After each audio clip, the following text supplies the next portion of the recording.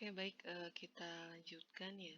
Jadi beberapa di part sebelumnya atau beberapa waktu yang lalu kita sudah membahas mengenai patogenesis dari diabetes mellitus khususnya pada DM tipe 2. Saat ini kita akan membahas mengenai eh, bagaimana kriteria seseorang dapat didiagnosis DM. Meskipun untuk farmasi sendiri atau apoteker tidak memiliki kewenangan untuk mendiagnosa ataupun mendiagnosis pasien atau seseorang mengalami DM atau tidak. Namun ini penting untuk kita sebagai farmasis, tentunya juga nanti akan berpengaruh pada parameter-parameter saat melakukan monitoring ya. Nah, untuk diagnosis DM sendiri ini ditegakkan atas dasar pemeriksaan glukosa darah ya. Nah, ada beberapa kriteria seseorang dapat dinyatakan atau didiagnosa DM. Yang pertama bisa melalui hasil pemeriksaan glukosa darah puasanya ketika seseorang nilai glukosa plasma puasanya lebih dari sama dengan 126. Nah, ini salah satu kriteria bahwa orang tersebut dapat dikatakan menderita DM. Ya, bisa dilihat dari nilai pemeriksaan glukosa plasma puasanya. Nah, puasa di sini diartikan orang tersebut tidak mengkonsumsi apapun atau tidak ada asupan kalori selama minimal 8 jam. Atau diagnosa DM ini juga bisa ditegakkan berdasarkan pemeriksaan glukosa plasma 2 jam setelah tes toleransi glukosa oral atau TTGO. Jika nilai glukosanya lebih dari sama dengan 200 mg per dl, nah ini juga sudah salah satu tanda ya orang tersebut dapat didiagnosa menderita DM. Nah, nanti tes TTGO seperti apa nanti kita bahas di slide selanjutnya.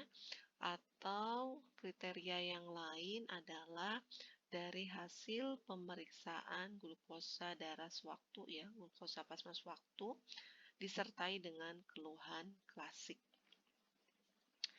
Nah, jika seseorang dilakukan pemeriksaan glukosa plasma sewaktunya dan nilainya lebih dari sama dengan 200, diikuti dengan adanya keluhan klasik DM, nah itu juga menjadi salah satu kriteria dari diagnosa DM.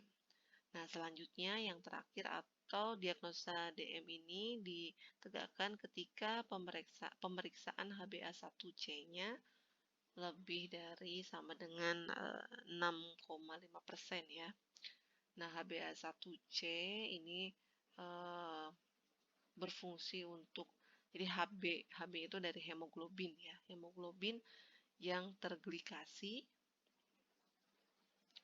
Jadi artinya hemoglobin yang berikatan dengan molekul glukosa ya. HbA1c ini bisa digunakan untuk mengukur rata-rata jumlah hemoglobin yang berikatan dengan molekul glukosa selama kurang lebih 3 bulan. Nah, kenapa 3 bulan? Nah, durasi 3 bulan ini sebetulnya sesuai dengan siklus hidup atau masa hidup dari sel darah merah ya. Kan hemoglobin bagian dari sel darah merah ya. Yang kita ketahui bahwa hemoglobin ini atau maaf sel darah merah ini akan diregenerasi setiap 3 bulan ya, dibongkar kemudian dibentuk kembali. Nah, semakin tinggi jumlah atau nilai HbA1c-nya, artinya semakin banyak hemoglobin yang berikatan dengan molekul glukosa. Yang menandakan artinya bahwa glukosa di dalam darah ini tinggi. Nah, selain untuk penegakan diagnosa, sebetulnya HbA1c ini juga dapat digunakan untuk monitoring kepatuhan pasien DM. Kenapa? Karena tadi durasi pengikatan molekul glukosa bisa mencapai 3 bulan ya, sehingga bisa melihat bagaimana pola atau konsumsi glukosa selama 3 bulan ke belakang.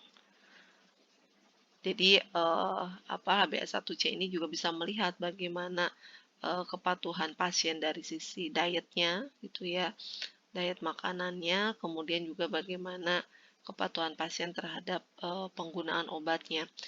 Seharusnya ketika pasien patuh dengan pengobatan, kemudian dengan diet, maka harusnya BA1C-nya pun nilainya akan